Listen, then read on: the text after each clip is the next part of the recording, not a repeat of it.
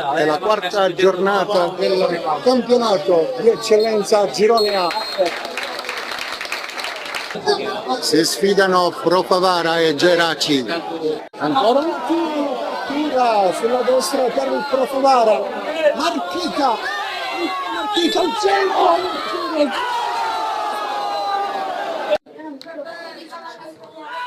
Ancora un cross. Marchica fuori. Si può andare al tiro. Chimenti. L'apertura per Cimino. Anticipato Cimino. Dolenti esce. Il tiro di Cimino. Apertura per Marchica. Un facile controllo per Marchica. Ottimo under. Si fa spazio Marchica. Attenzione al Pro Favara. Il primo cross. Bravo, vai!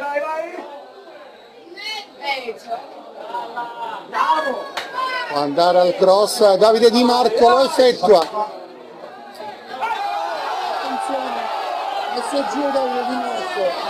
Priolo. Teso in aria, Dolenti. Sbroglia la difesa delle Geraci. Palazzo per Sillufo. Attenzione, Geraci che prenderà il tiro.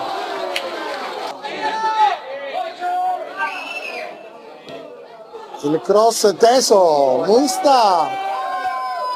Attenzione al Geraci, entra in area il tiro. Stadio Giovanni Brucchileri in Favara. Finale 0-0.